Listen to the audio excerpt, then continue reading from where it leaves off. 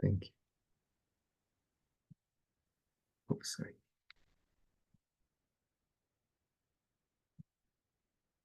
So all of these different rasas are there. However, the rasa, Akila Rasamrta Murti, that rasa is of all the rasas together, that is only found in Krishna. That is only found in Krishna. So Krishna is the reservoir of all beauty, of all different rasas. Vrindavan Krishna. Outside of Vrindavan, it's present, but it's present in a very limited way. Let's skip this one. We have a lot to cover, so I might skip some slides in between.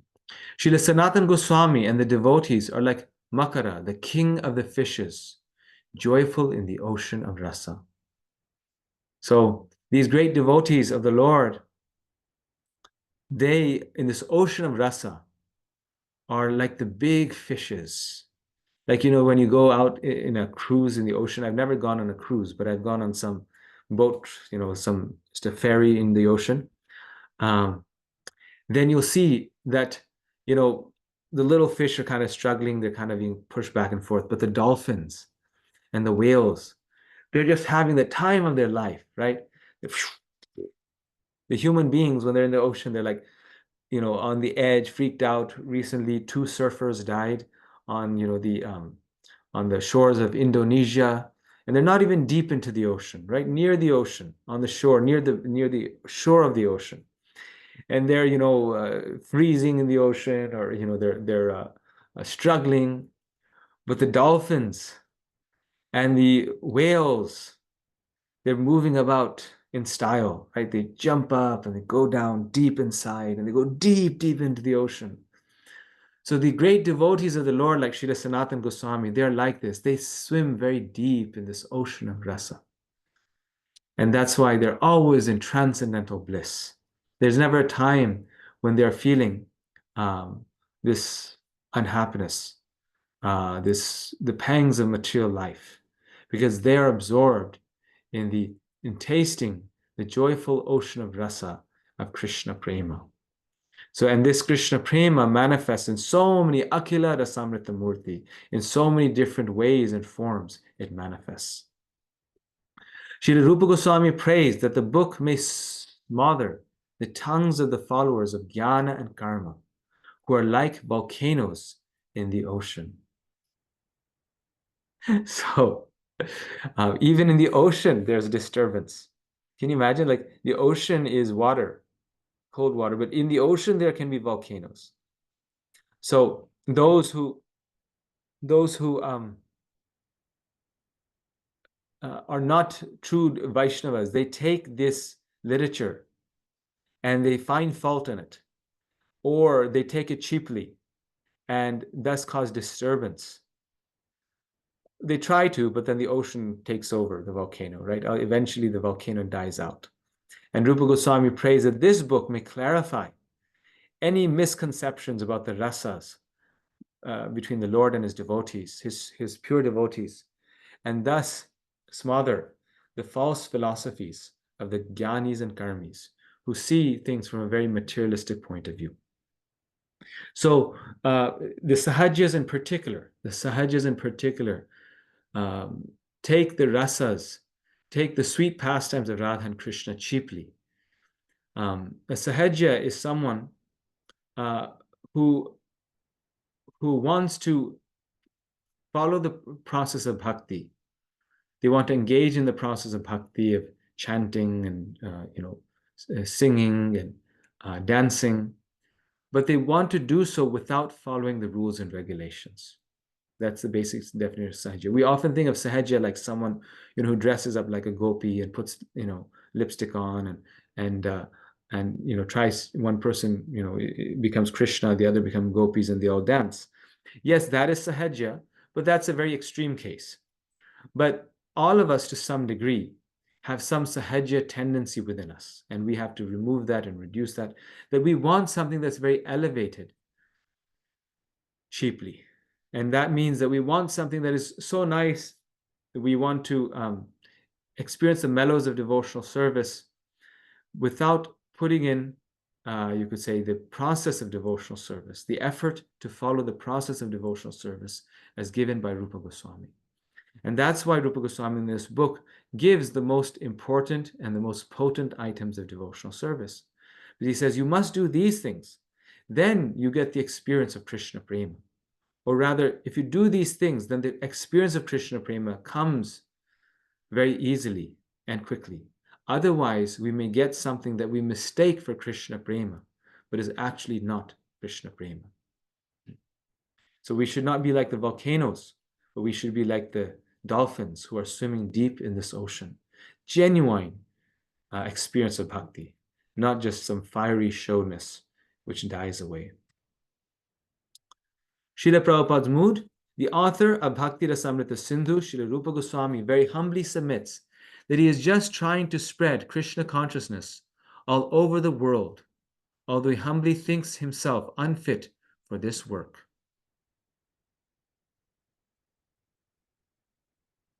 So even of the greatest Rasika Bhaktas, like Rupa Goswami, their effort was to try to spread Krishna consciousness all over the world. If our life and focus is focused on this, we won't have time for mundane thoughts, for mundane politics, for any extraneous thoughts or feelings. That should be the attitude of all preachers of the Krishna consciousness movement, following in the footsteps of Srila Rupa Goswami.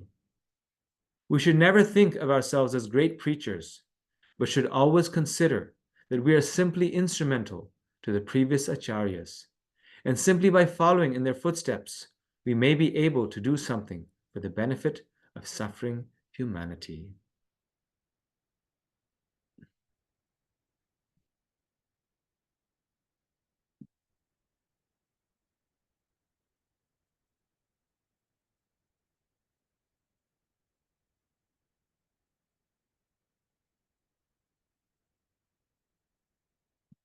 Such an important verse. Please imprint it on your heart. Prabhupada is saying two things. One is that he's saying everyone should follow in the footsteps of Rupa Goswami and should try to spread this Krishna consciousness all over the world. And secondly, though one is engaged in that work and maybe doing that work so nicely, we should always feel that we're unfit for this work. We should always work in the guidance under the mercy of the acharyas. We should always work in the footsteps of the acharyas. And that is the mood of the Krishna consciousness movement. We should always follow in the footsteps of the devotees, not concoct something ourselves, not try to create or make something new. But these great Vaishnavas are swimming deep in this ocean. So they know this ocean. They know the process of devotional service. And we simply want to follow in their footsteps so that we may be able to do something for the benefit of suffering humanity. And practically we will see, and this is why the experience of preaching Krishna consciousness is so nice, that if you try to do it some other way, some other method, it just doesn't work. Eventually it won't work. Temporarily there'll be some sparks and some big clamor, but it won't sustain. But if you do it in the way that Srila Prabhupada instructed us, in the way that Rupa Goswami instructed us, we get very wonderful success, slowly and surely, right? Even very quickly sometimes. So we must follow in the footsteps of Srila Prabhupada. Yes. Just like after Srila Prabhupada's departure, some devotees were trying this and that, and they weren't following the proper system set down by Srila Prabhupada. And the movement, therefore, went through some turmoil, some difficulty at that time. And then over time, devotees realized that, okay, let's go back to what Srila Prabhupada taught. What is his instructions? What is the essence?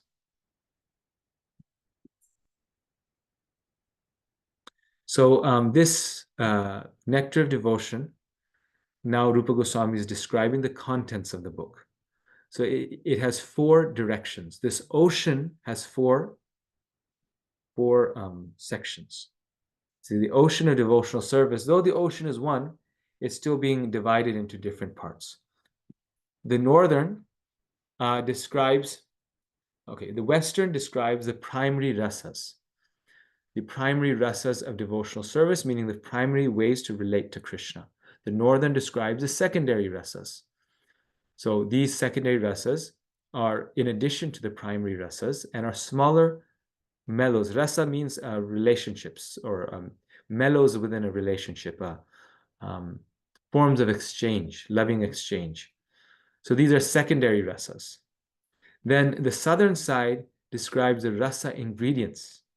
What are the key constituents of any rasa? And the last one, which is the first one, which is the one we are most concerned with, is the eastern section of Bhakti Rasamrta, Sindhu. And these are the types of bhakti, the various types of devotional service. And that's why Rupa Goswami begins by describing the highest, the pure devotional service to Krishna, the definition of the pure devotional service. So this is let's see, is this in English here? Okay, or no, okay. So now these different oceans, which chapters do they correspond to? So, but the funny thing is that this is not done in the same way, because the Eastern Ocean is chapters 1 through 19. And then the Southern Ocean is chapters 20 to 34.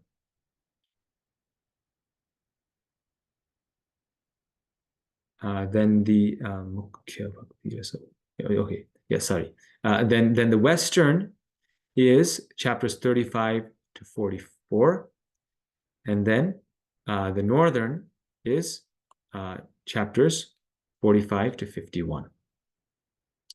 So this is how the Bhakti Rasamrta Sindhu is divided.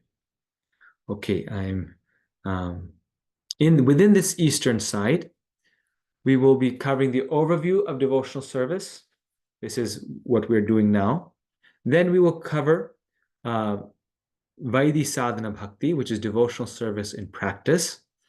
Then devotional service in ecstasy, which is Bhava Bhakti. We do actually both types of sadhana, Vaidhi and Raganuga Sadhana Bhakti. Then Bhava Bhakti, and then devotional service in love of God, which is Prema Bhakti. So all these different varieties and levels of devotional service we will cover. And this again is what makes Nectar Devotion so interesting, is because it's not just about devotional service, but it's about the levels and different levels of ecstasy of devotional service, beginning with simple practice, but moving on to spontaneous practice, moving on to ecstasy, moving on to intensified ecstasy, which is pure love of God or prema. So I'm going to skip a little bit because if we don't skip, then we will be in trouble. In the first part, there are 4 waves, the first being a general description of devotional service.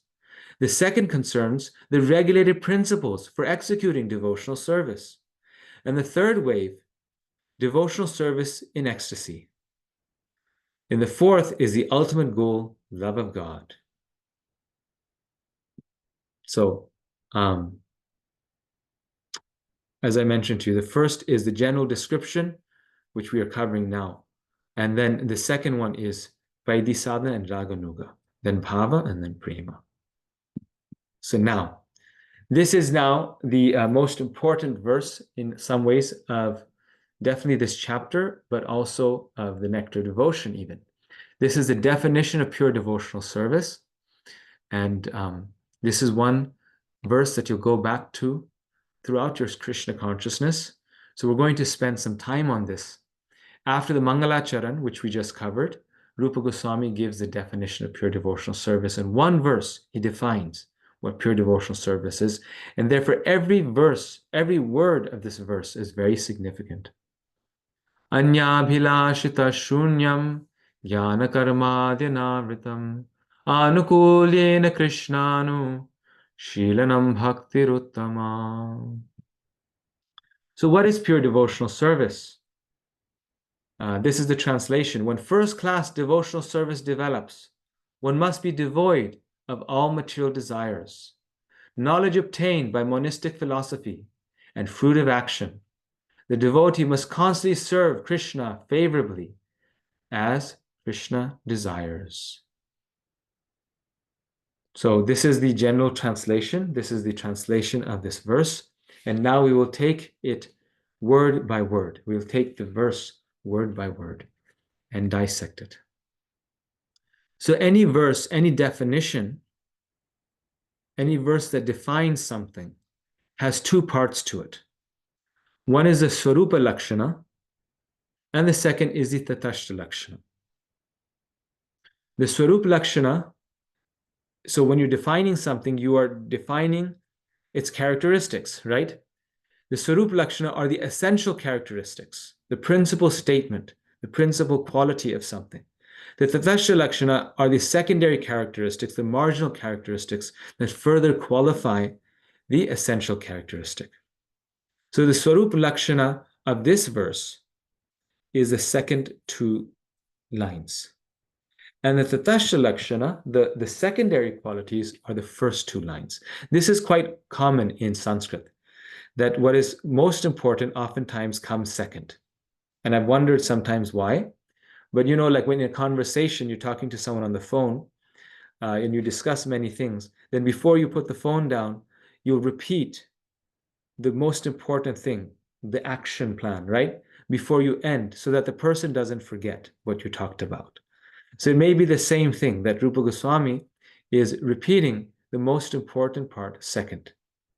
Also, in Sanskrit language in general, the important part often comes in the second part of things, in the second part of the word or second part of a sentence.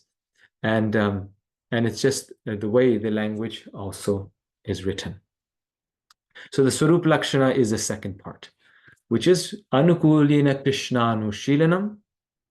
So that's the Lakshana there. And then the last two words are Bhakti Ruttama, that this is pure devotional service. And the Tatashta Lakshana is Anyabilashada Shunyam Jnana Karmadinavitam. Now, though this looks like a lot, it's very simple ideas, very simple as you will see. So the first part in the definition of devotional service is Krishna. Anyabilashada Shunyam Anukulina Krishnanu. So Krishna is the word there. Devotional service must be done for Krishna. If it's done for some other demigod, then it's not pure devotional service. When we speak of Krishna, we refer to the Supreme Personality of Godhead Krishna, along with his many expansions. He is expanded by his plenary parts and parcels, his differentiated parts and parcels, and his different energies. Krishna, in other words, means everything and includes everything. Generally, however, we should understand Krishna to mean Krishna and his personal expansions. Krishna expands himself as Baladev, Sankarshana, Vasudeva, Aniruddha, Pradyumna, Rama, Nrsimha, and Varaha, as well as many other incarnations and innumerable Vishnu expansions.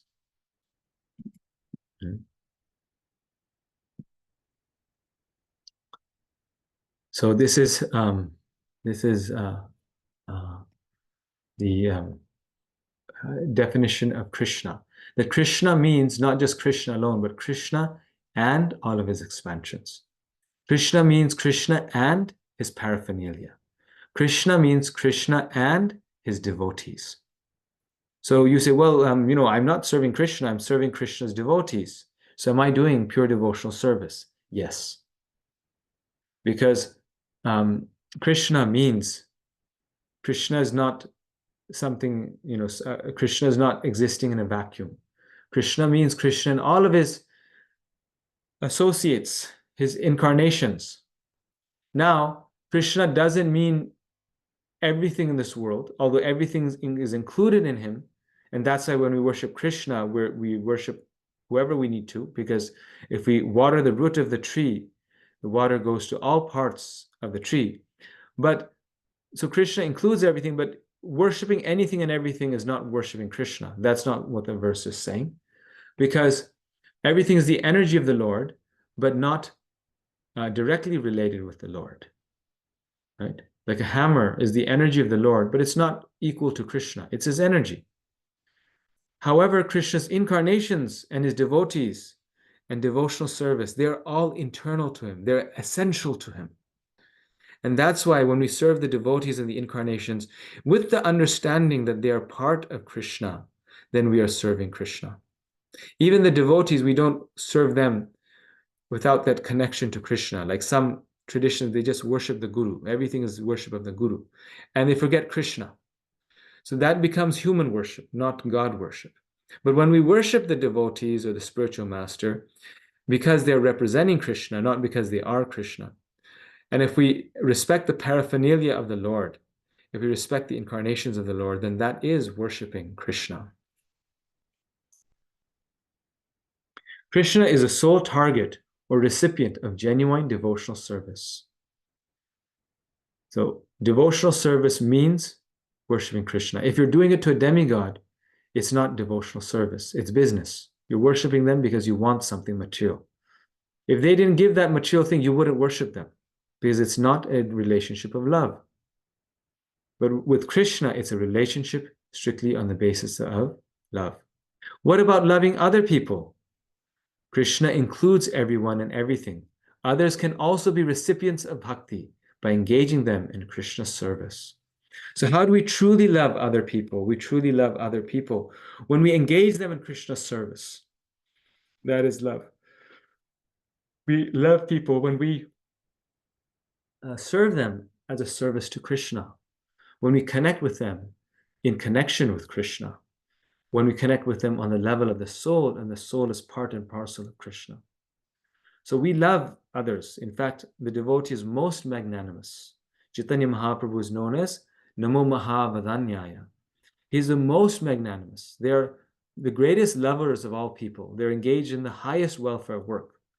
But that welfare work and that love is there in relationship with Krishna. It's not on the basis of personal egoism. Great philanthropists, when they distribute, they do it, sometimes because of their own ego. I mean, they're not doing it as servants of God. But the devotee is doing it, but for the pleasure of Krishna, as a servant of God. The ultimate end of philosophical speculation then must be Krishna, with the understanding that Krishna is everything, the cause of all causes, and that one should therefore surrender unto him. If this ultimate goal is reached, then philosophical advancement is favorable. But if the conclusion of philosophical speculation is voidism or impersonalism, that is not bhakti.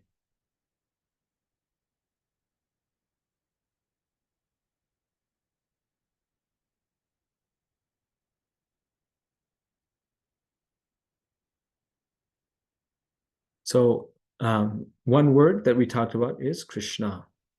Now, after the word Krishna, let's go back to the verse. Krishna, then you see the words Anushilanam. So now we're looking at this word Anushilanam. We're kind of working our way back, but that's for the reasons I mentioned before. So devotional service is to Krishna, first point. Then it's Anushilanam. What does that mean? Devotional service is an active emotion rather than a passive one. Love implies actions which express that love, which is service. We may say we love someone, but until we offer service to them, what is the meaning of that love? Shilana means activity. Anushilana means activity, and we're getting to that. I'm going ahead. Activity that is done in disciplined succession. So pure devotional service is shilanam, it is activity. Love is not passive, it is active. If you love someone, you do something for them. So that is love. The subcategories of shilanam, activity, are body, mind, and words. Indicates that one can be engaged in service through devotional studies, not just by physical labor. So devotional service is active, but active not just in physical active, but active in mind. Are we trying to focus the mind on Krishna? That's sometimes even harder, right? We can go and wash pots at the temple, which is very hard to do and is very glorious. But our mind while washing the pots can be everywhere, and our, can be like, we're talking this and that. But if we can wash pots and also focus our mind on Krishna, focus our words on Krishna, so we're chanting, we're glorifying Krishna, we're speaking about Krishna with others, then that is true activity. Then that's even better. So devotional studies are also activity, shilanam. Anushilanam means devotional activities, and there's positive and negative things in this devotional activity. What does that mean? So positive activity means where we are positively engaging our body, mind, and words, pravritti, in the service of Krishna. So to serve Krishna, we have to actively engage, so we're positively engaging mind, body, and words. And this is the beauty of bhakti, that bhakti is about accepting, not just about rejecting. It's about fully using the faculty of our senses to their perfection, fully absorbing our senses in Krishna, not negating them. But then what does nivritti mean? Well, what is it that we do negatively? Negative means that we give up certain things. We give up using our body, mind, and words, material enjoyment. We give up, we become detached from this world. That is the path of nivritti. Nivritti is the path of renunciation.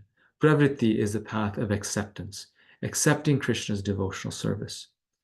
So we must renounce everything of this world. We must develop the mentality of renunciation.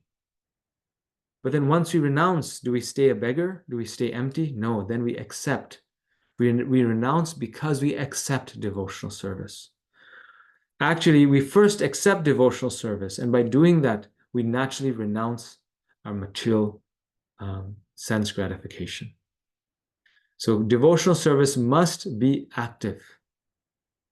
And active means either by body, mind, and words. Devotional service is an activity. Therefore, Srila Prabhupada, he's so true to Rupa Goswami. Therefore, he defines bhakti not just as devotion, but what? Devotional service. If you read any other translations by other authors, they will always say devotion to Krishna, love for Krishna.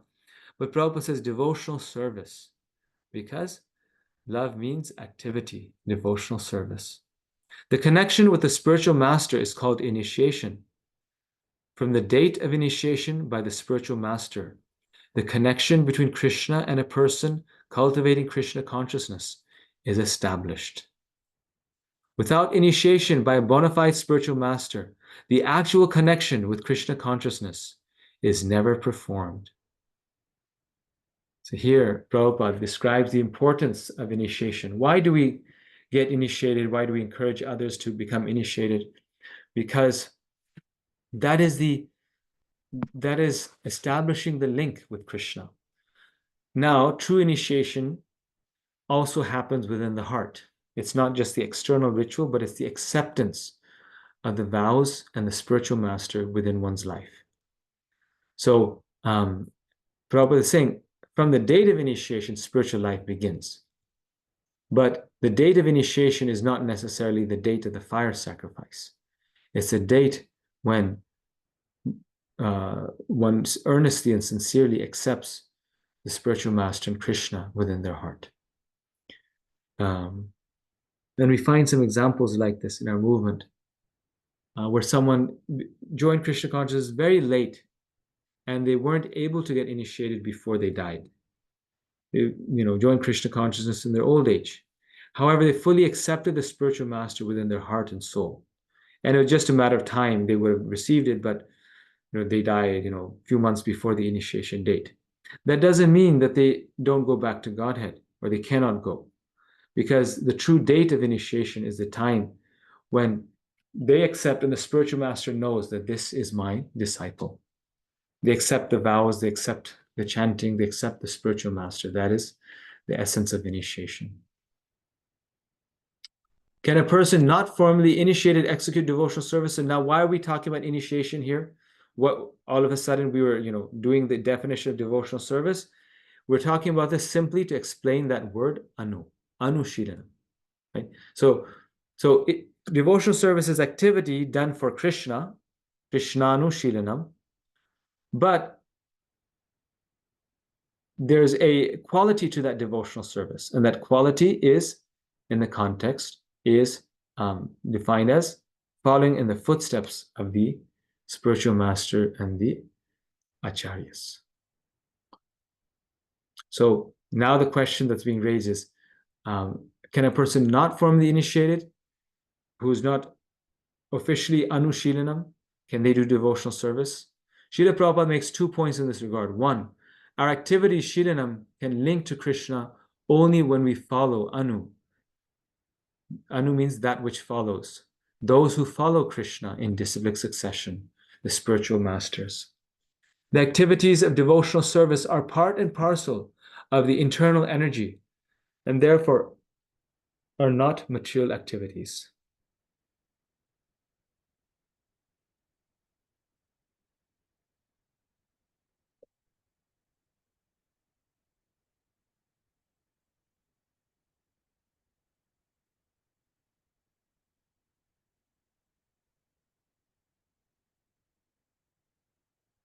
So this is the key essence here is following, and the second part is that this is part of Krishna's internal energy. Therefore, the external is not the essence.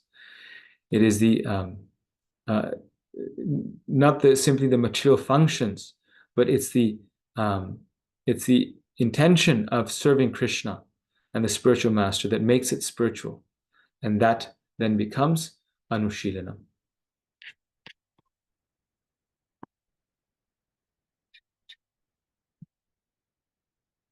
So then the last word in the Swarup Lakshana, this is the primary characteristic of devotional service, is Anukulena.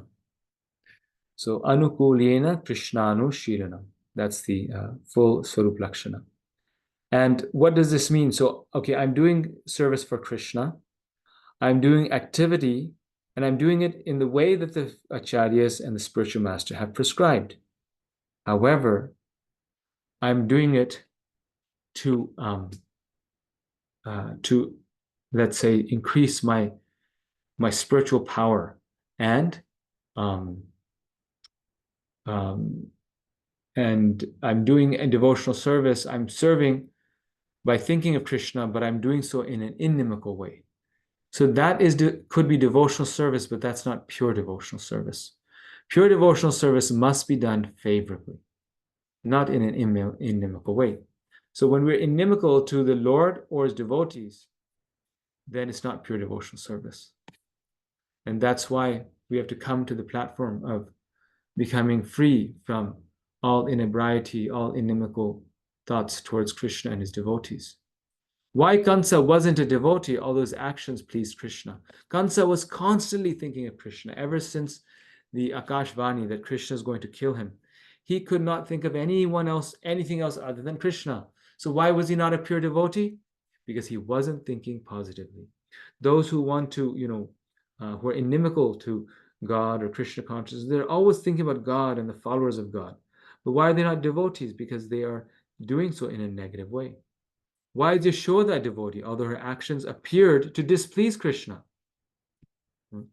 So Kansa pleased Krishna because by sending all these demons, Krishna had the opportunity to play with his friends and wrestle with these demons.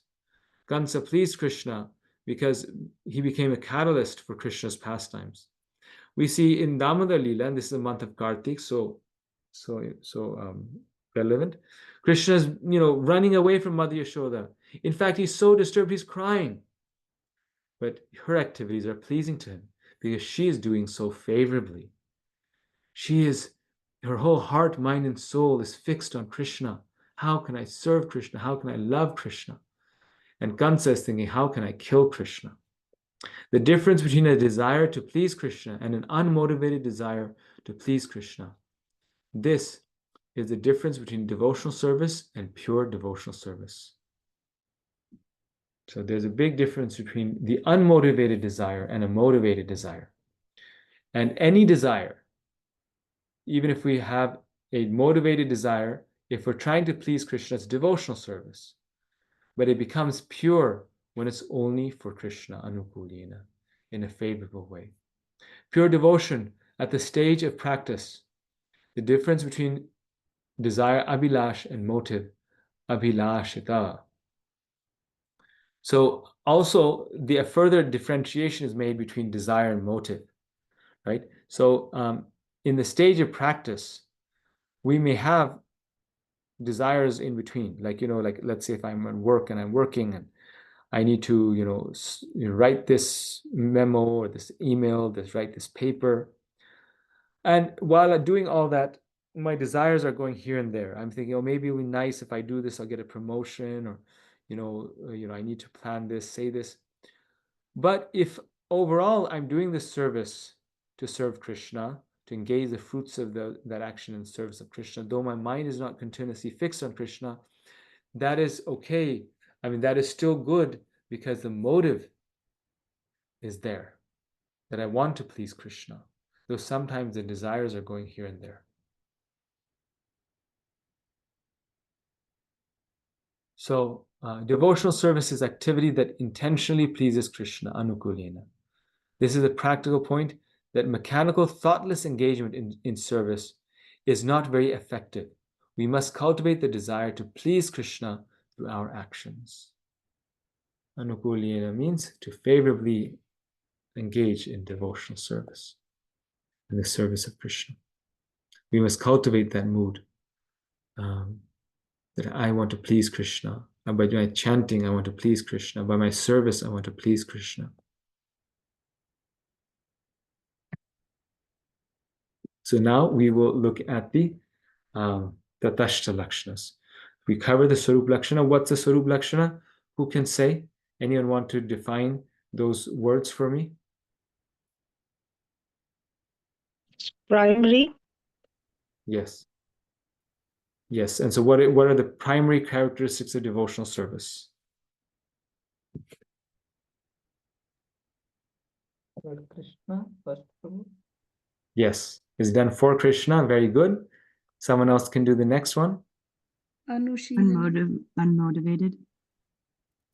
Yes. And that means what? No other motivation other than pleasing Krishna. Yes. And which word does that refer to?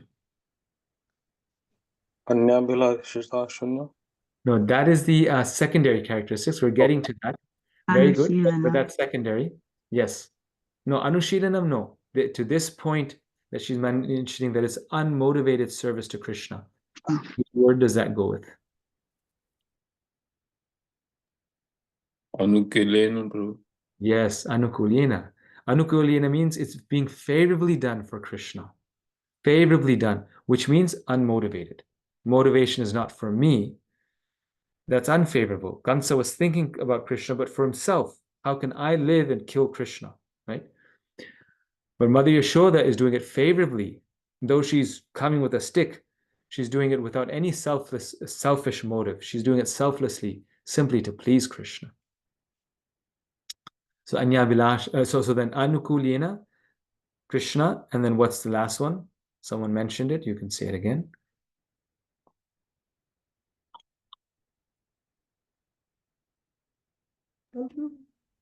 Anushilanam. Yes, which means?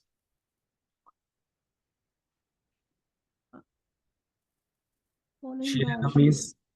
Following the instruction, following the desire, acharyas.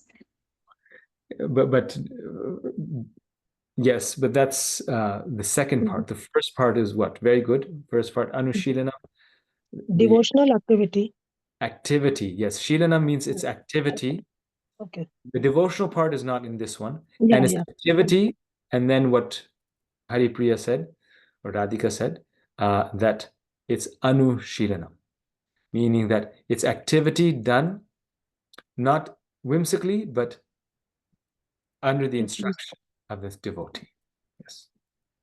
So I'm glad we did this because I can cover it, but then it sometimes doesn't register. These are very key things for our practical devotional life, not just for the study purpose, that we have to think, okay, am I doing this for Krishna? Is it unmotivated, that is favorably done for Krishna, and is it some form of activity, mental, verbal, physical activity that I'm doing with the guidance of a devotee in the disciplic succession. So that's the primary characteristic. Now the secondary, the Tashya Lakshana. So if you have just this, you have enough. You'll make it. But now to further nuance it, Rupa Goswami is saying, Anya bhilashata shunyam. Not only is it favorably done for Krishna, that it's being done for Krishna, not to kill Krishna, but there's no other ulterior motive. So the unmotivated part was a little bit of a stretch, and for the anukulyena, it's there a little bit, but it really gets expanded here. Anya, other, abhilasha, shunyam. Void, no other desire. Very simple. And that's the hardest thing in devotional life, to remove that motivation. We do the devotional service, but we want someone to clap and thank us. And then when we do that, then we lose the credits. Not completely, but we don't get that full benefit because that motivation comes in. I want to be respected. I want to be, and some appreciation, acknowledgement we need. We need that to survive because we are not pure devotees. But the idea is that if we can voluntarily reduce it, truly, by tasting the sweetness of devotional service, if we can reduce the need for that motivation, for any motivation, then it becomes really pure devotional service. Now, someone may say that, well, but what about if someone throws a devotee into the ocean or into some body of water and they don't know how to swim, and they cry out to Krishna, oh, Krishna, please save me, please save me. Isn't that another desire? I mean, they're not crying out, oh, Krishna, please, eat these rasgullas. No, they're drowning in the ocean and they're crying out, Krishna, please save me. Wouldn't that be an ulterior motive? So Rupa Goswami and the Acharyas, they explain, no, because the word actually is abhilashita. And by adding the word ta there, he's saying it's void of all desires, pretty much. The ta means pretty much, meaning that certain desires for self-survival, and like the Bhagavatam says, for a healthy life, are compatible with pure devotional service. Why are they compatible? Because a devotee may desire to live so that they can serve Krishna. The only desire is to serve, but to serve you need to live, and somewhat healthily, right?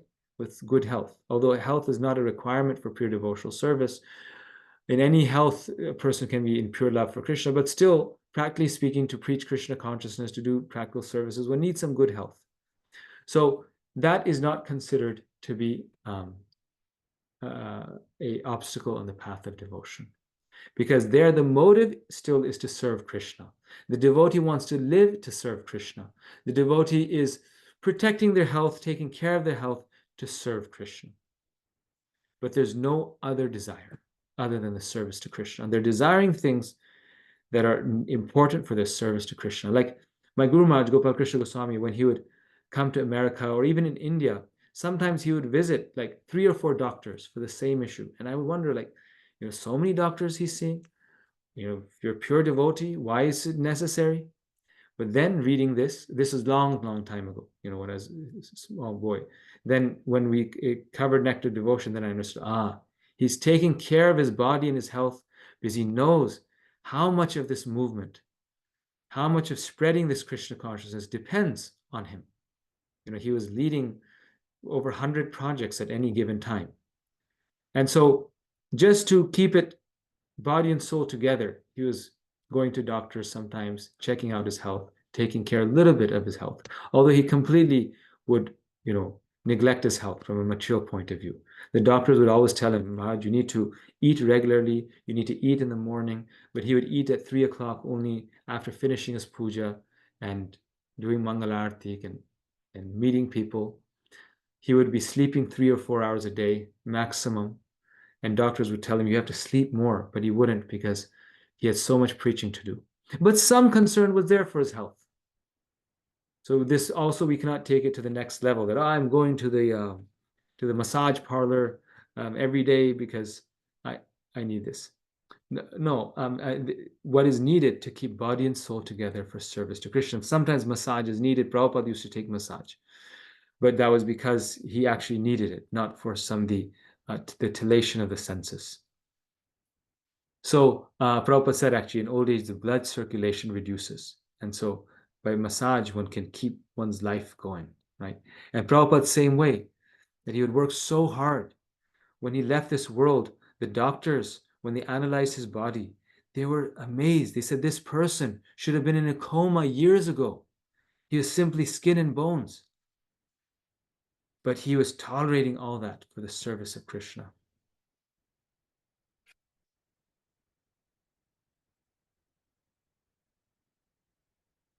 Pure devotion is not just a desire to please Krishna. It is an unmotivated desire to please Krishna for no purpose other than Krishna's pleasure.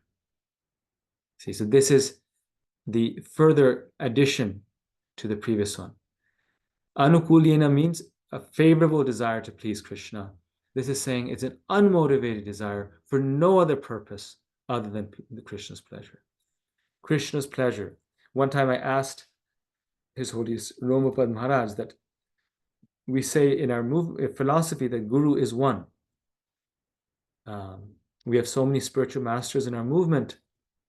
And Prabhupada said, and it's written in the scripture, that Guru is one. So I asked him, they're so different. So how are they one? And he said they're one because no other purpose other than serving Krishna. So if they are a true Guru, if they're pure, they're one because every single one of them has only one purpose. And every single one of them is engaging people for only one purpose, and that is pleasing Krishna. There's no second purpose. As soon as the second purpose is there, then they're two. But if there's only one purpose, that I want to engage everyone in Krishna's service, then that is pure devotion. And that is the spiritual master. That is all they do. The only desire and aim of a spiritual master is to engage devotees in Krishna's service.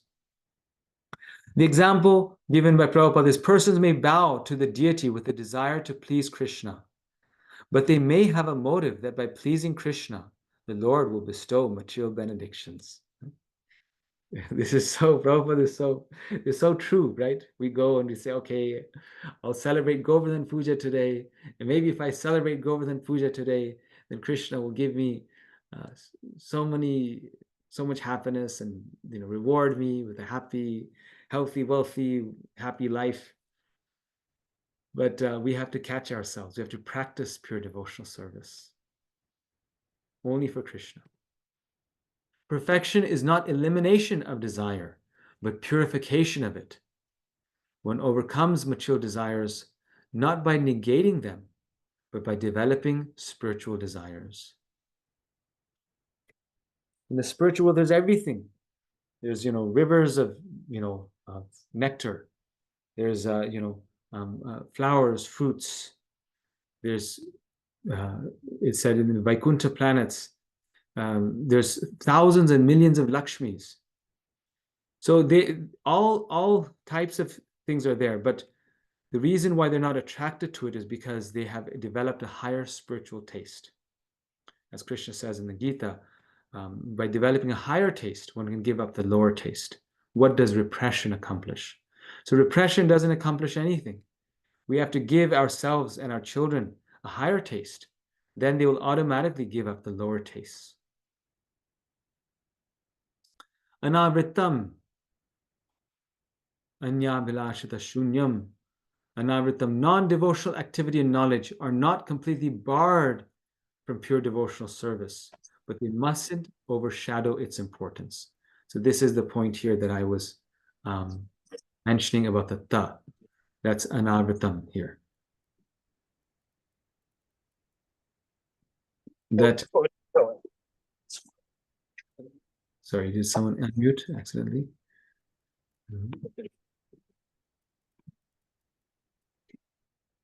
Yes. So now the second line, Jnana Karma Dinavritam. So now we're moving to the second line. But this word anavritam, it is relevant to both lines. That there may be some small desires, but they don't overshadow bhakti. In the same way, there may be some karma and jnana. Jnana karma dhyanavrtam, some activity and jnana. In devotional service, there's always some jnana and there's some karma, but that does not overshadow the pure devotional service. It's simply there to help and assist. So this second line, very important, jnana karma dhyanavrtam. So we say jnana is very good. We cultivate knowledge. In fact, chapter 4 of the Gita is pure devotion, is transcendental knowledge. But what type of jnana is a problem to bhakti? It should not be covered by ordinary jnana, that is, by mental speculation, spiritual knowledge that is not a part of devotional service. So even material or spiritual knowledge can become an obstacle in devotional service if it's not part of pure devotional service. So, we let's say, so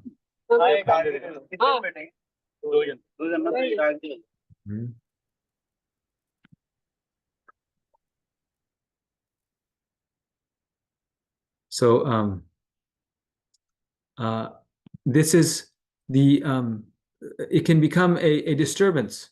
So sometimes people really, and being in the academic world, you see this all the time, they really get into, just into scholarship. It's all about scholarship. It's about knowing this Shastra and that Shastra, and knowing Sanskrit and becoming, the world's best Sanskritists. And if one has the talent, it's very good to engage that in Krishna service. But the point is that in developing that talent, 9 times out of 10, we lose the forest for the trees. We become so absorbed in becoming the scholar of devotional service, becoming the scholar of Krishna consciousness, that we forget the instruction of the spiritual master. What does Sri Chaitanya Mahaprabhu said? When the scholars asked him, why are you chanting Hare Krishna? Then Sri Chaitanya Mahaprabhu replied, Mora Guru Murkha Dekhi. My spiritual master saw me as a fool, as a murkha, as a mudha. And he said, you simply chant Hare Krishna and make your life perfect. And this is why I'm chanting and dancing and chanting Hare Krishna in transcendental ecstasy. Even Sri Chaitanya Mahaprabhu was the greatest scholar in the world. But he toned it, he measured it down so that he doesn't forget bhakti, pure devotional service. Because if you forget bhakti, all of that knowledge is of no use. We see all the great Vaishnavas, the associates of Sri Chaitanya Mahaprabhu, were not big scholars. His immediate associates. In fact, scholarship was not the prized activity of Lord Chaitanya's associates. For 8 to 10 hours a day, they're dancing and chanting. Yes, of course, some of them were very great scholars, especially later on, to establish the authenticity and the greatness of Chaitanya Mahaprabhu's philosophy. Jiva Goswami and these great acharyas and the 6 Goswamis, they were the best, they are the best scholars. Prabhupada says Vaishnavas are the best scholars. But Chaitanya Mahaprabhu himself and his associates, they were not engaged in scholarship. In fact, before he became mad with love of God, Chaitanya Mahaprabhu was engaged in scholarship, but after he wasn't. But they were very learned in the scriptures because they knew what is necessary for devotional service. They did not forget the final goal. What is acceptable good? Knowledge of matter and spirit for the sake of detachment from material desires that interfere with bhakti. So that type of knowledge is very good. But not that our focus becomes to become a scholar. Now, Prabhupada said that we should read his books at least 1 to 2 hours a day. So we don't even do that. So actually the general problem in our movement is not about scholarship, it's about too little reading, right? Some devotees, they get really into scholarship and that's all they do all day and then they forget to chant their rounds. But many devotees we watch, they forget to read the books. and myself included, they don't take time out to engage in that important activity. So that is not interfering with bhakti. That helps bhakti. And then secondly, not covered by ordinary karma. Activities that are not a direct part of devotional service are not are disturbances. So karma means like I'm going to go and be part of the fall leaves cleanup of my neighborhood, and I'm going to go and be part of the swimming pool restoration project of my city, and I'm going to go and be part of the Kamala Harris campaign party. All of those things are pious activities, but if we get too involved, then jnana karma dinavritam, our devotional service becomes affected. Example of what is good actions. Actions in the 9 activities of devotional service do not interfere with bhakti. Right? So when we are engaged in hearing and chanting about Krishna, in worshiping Krishna, serving Krishna, then that can be pure devotional service. In all things, we must keep hearing and chanting in the center. If we do the hearing and chanting about Krishna, specifically about Krishna, focus on Krishna, then what happens is that everything else falls into place. But if we don't keep that as a core of our program, then the process will not work. And this is a point that very often Vaisheshika Maharaj makes so beautifully, so nicely, that in any program that he has, programs for the adults, program for the youth, program for the children, he says, keep hearing and chanting in the center. Everything else, the relationships, the character training, the engagement in devotional service will automatically follow. And we see that, it's a fact. When the process is pure, when we're trying to serve purely, and our intention is to serve Krishna and the spiritual master, no one in the world can stop us. Whenever we do something for Krishna, there'll be so many envious people, so many people who will try to interfere. Or not, interference is good to some degree, but who will try to inhibit the progress, bring up excuses. Why should we do this? We should do this. But Prabhupada says, the great devotees, the souls say that if you go on, if you keep the process pure, if you keep your service fixed, then no power in the world can stop you. You can try it and test it.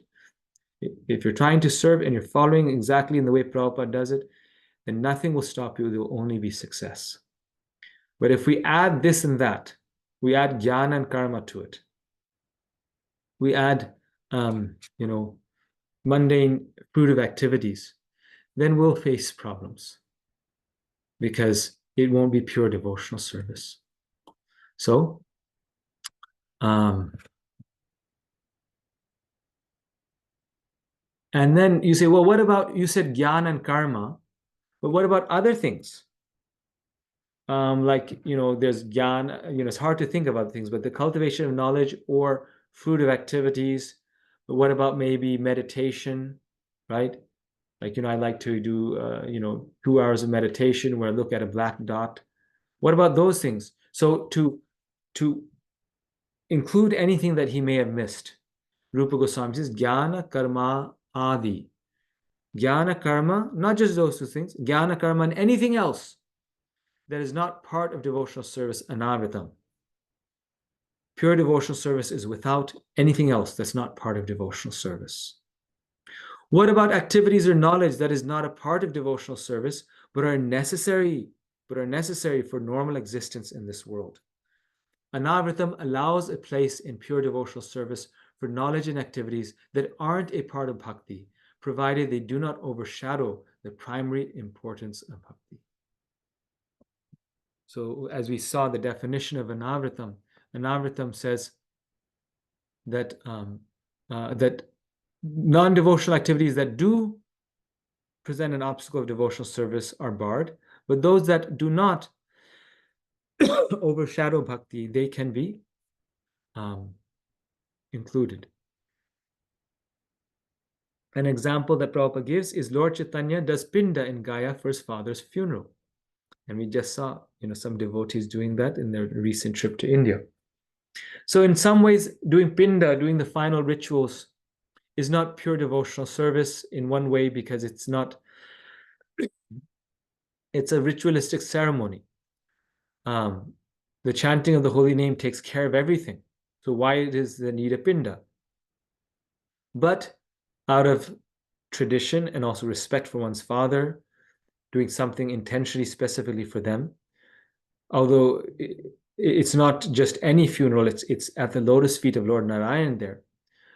Lord Chaitanya did the pinda, but that didn't overshadow his bhakti. Rather, he engaged that and made it into a process, so to say. It made it connected with pure devotional service.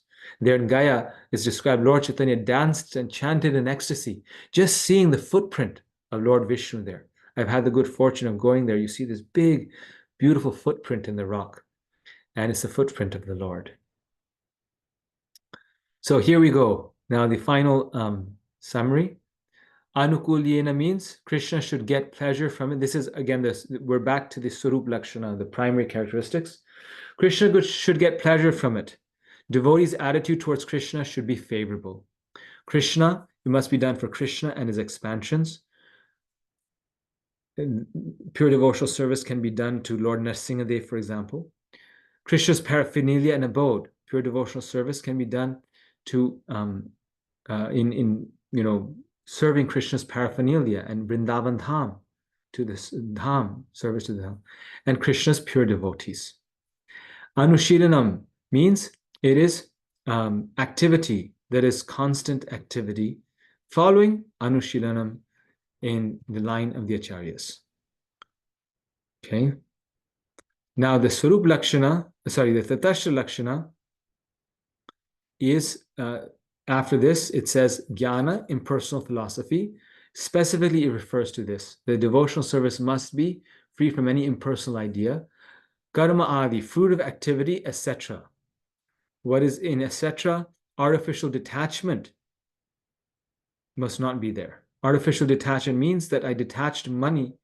I don't use money even though someone gives it to me because I want to be renounced. I don't use it in Krishna service. That can be an artificial detachment.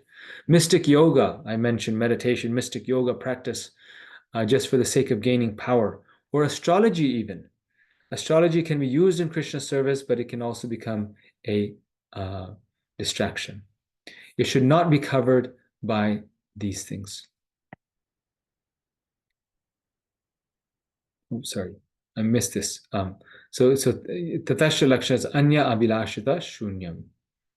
So no other desires, Shunyam. And the Ta, as I mentioned, kind of qualifies it, that there should be no other motive. There can be desires sometimes, but the motive is only to serve Krishna. Okay. And then one last verse, and then we are done.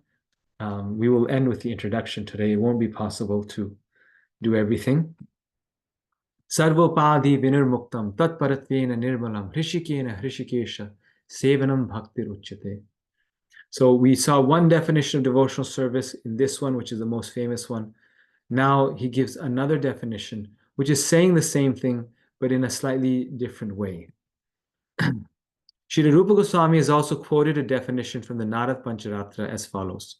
One should be free from all material designations and, by Krishna consciousness, must be cleansed of all material contamination. He should be restored to his pure identity, in which he engages his senses in the service of the proprietor of the senses.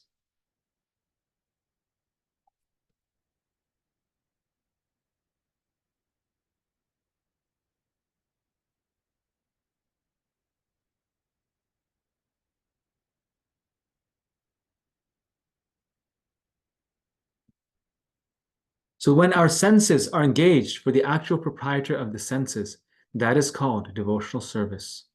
In our conditional state, our senses are engaged in serving these bodily demands. When the same senses are engaged in executing the order of Krishna, our activities are called bhakti.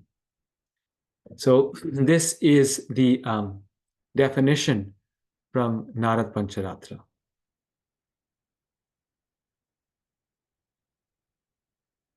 Please read this carefully.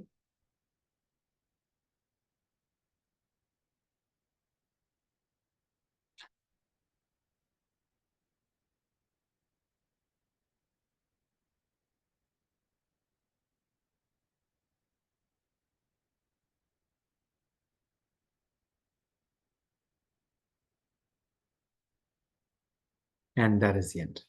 So what is this definition? One should be free from all material designations. And by Krishna consciousness must be cleansed of material contamination. He should be restored in his pure identity, in which he engages the senses in the service of the proprietor of the senses. Hrishikena Hrishikesha. Pure devotional service means that we take our senses and we engage them in the master of the senses. Hrishikesha. Hrishikena Hrishikesha. Sevanam, again it's service here. Sevanam, Bhaktir Uchyate. Highest. It's free from sarva upadhi. It's free from all the upadhis, like anya bilashita, vinir muktam, free from, shunyam, anya bilashita shunyam, tat paratvena nirmalam. This is slightly different in this one, that it softens the heart. Tat paratvena nirmalam. I can't remember exactly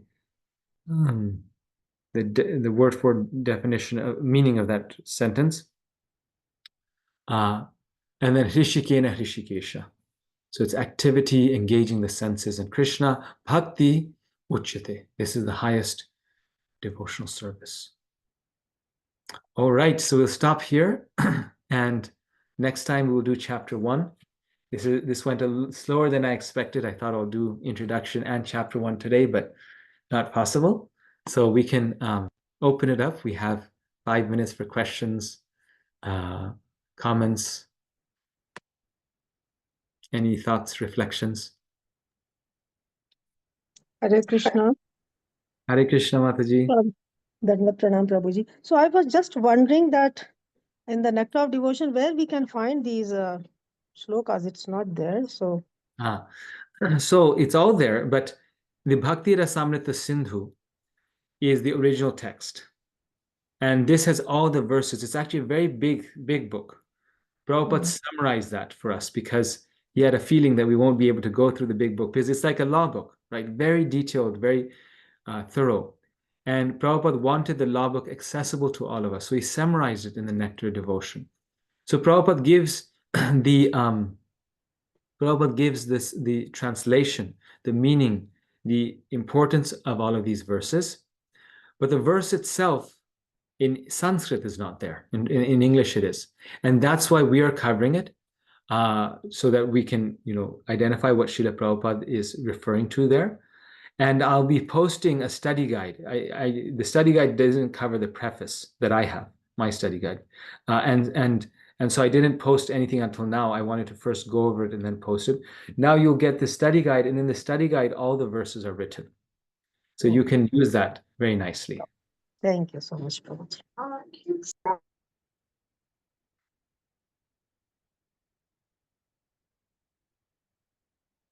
Other comments or questions?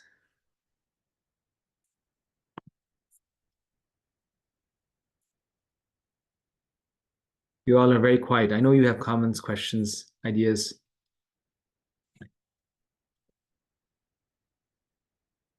Reflections. Yes.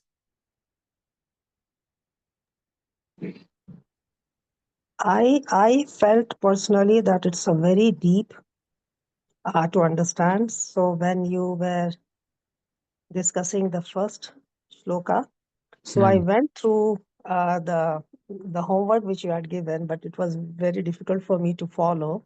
But then today I realized that how deep, and when you are saying about when you mentioned about that the Swarup Lakshana and the Tatastha Lakshana, to make it clarify that how it starts from below and then you're coming up. So those are really good reflections, and to realize, like I was talking when you within this lecture, I was talking to my other family member that, oh my God, how deep it is. It's very difficult to understand. It's just the realization which we need to realize. Thank you so much. This is helping a lot, these classes. Thank you so much, Prabhuji. Thank you. I'm glad they're helpful.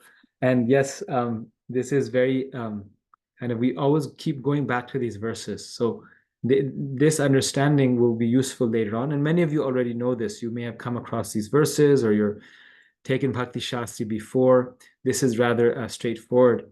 And but I remember learning this from my Bhakti Shastri teachers, and just like, for example, that letter ta that's added is so important, because you then understand that, okay, how Rupa Goswami is thinking so carefully about everything. He's thinking about all the desires that we have. And what about the desire for self-survival? Okay, that's okay, but the desire shouldn't overshadow bhakti. So like this, we have to, very thoroughly understand this, so that we don't get caught up somewhere. Our ulterior motivations don't come in, and we get stuck somewhere in our bhakti. When there's no motivations, ulterior motivations, then our devotional service can progress very smoothly. But if there are ulterior motives, then we will keep getting stuck. Same thing with jnana and karma. That on one hand, we're told to read and become scholars of devotional service. It's very good. Prabhupada wanted us to read 2 hours a day. So that's not too much. But if we do start thinking of then just becoming a scholar, it can become an obstacle in devotional life. So Rupa Goswami is helping us avoid the pitfalls in devotional service. And that's why we have to read this and also understand it and keep reading it to remind ourselves about the importance of these principles. Okay, Shalja. Haribol Prabhu, like Mataji said, my initial reaction was, wow, this is a lot more denser than, what earlier we were on the surface, and now we're going deeper and down to the language, which is, and every word counts. And it was just unbelievable. I think I just had a comment on, you start to see the connection with the Bhagavad Gita as well. I think the senses, the Rishikesha, all that, started to remind me of what we studied in the Bhagavad Gita, that he's the master of all the senses. And all this will lead to surrender, I think, eventually, because you're letting go. And so, yeah, it's pure devotional service defined. And I just found that fascinating. I just wanted to share that. But you Yes. start seeing that connection to Karma Yoga. I think also it was talking about that section. But yeah, just want to raise that. Yes, like Arjuna calls Krishna Hrishikesha, that you are the master of the senses, so please guide my senses. And here we saw in the definition of Hrishikesha Hrishikena. Similarly, the point of the higher taste, it's a similar point to the Gita. So yes. Thank you, Prabhu. Thank you. Nice connection. Anything else? Okay, Haripriya, please give us your wonderful summary so that we can also hear. Yes, sure. So as the point, so my first point is that the way you explain the Mangalacharan, that it contains the three things. It defines the book's objective, allows author to pay obeisances, and allows the reader to receive the blessings. And then all the rasas are only found in Krishna, and all the devotees and the acharyas are swimming peacefully in the ocean, and karmis are volcanoes in that ocean. And this ocean has four directions: the north, the secondary rasa; west, the primary rasa; south, the rasa ingredients; and east, types of bhakti and devotional service. So Swarup Lakshana is the essential characteristics, and it explains Anukulina Krishnanu, Shilanam Bhakti Uttamam, and it's a primary statement. And the Tatash Lakshana is the marginal characteristics, and it explains Anya Vilashita Shunya Jnana Karmadi Anavritam, and further qualifies. It further qualifies. And then my next point is that when we worship Krishna, we love him. But when we worship demigods, we do it as a business to gain something. So when we worship demigods, we want something, we want a desire. And then initiation means connection with Krishna, and the bona fide spiritual master. And then what is the difference between devotional service and pure devotional service? The difference between a desire to please Krishna and an unmotivated desire to please Krishna. And then devotional service is activity intentionally to please Krishna. Thank you. Hare Krishna. Thank you. So many, this is so wonderful. Yeah, because by the end we forget the initial points. And so example of good teaching is that there should be a summary of all the main points. And thank you so much, Haripriya, for doing that. Okay, so if there's no other questions, we will stop here. And we will see you next week, same time, on Saturday. Hare Krishna. Hare Krishna Prabhu, thank you very much. Thank you, Prabhuji. Thank you. Hare Krishna. Hare Krishna Prabhu, thank you. Krishna. Hare Krishna.